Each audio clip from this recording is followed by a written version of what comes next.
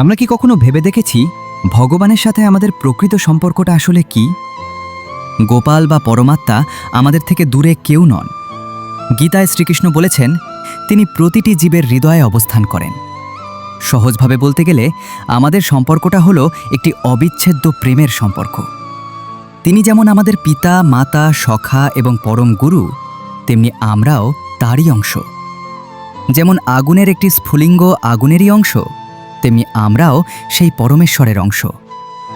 এই ব্যস্ত জীবনে আমরা তাকে ভুলে থাকতে পারি, কিন্তু তিনি আমাদের কখনো ভোলেন না। তিনি কেবল আমাদের ভক্তি আর শুদ্ধ ভালোবাসা চান। যখনই আপনি বিপদে বা একাকিত্বে তাকে স্মরণ করবেন, জানবেন তিনি আপনার পাশেই আছেন।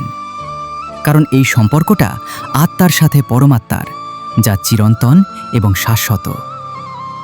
ভিডিওটি ভালো লাগলে এবং আধ্যাত্মিক জ্ঞান পেতে গীতার কথা চ্যানেলটি সাবস্ক্রাইব করুন। হরে কৃষ্ণ।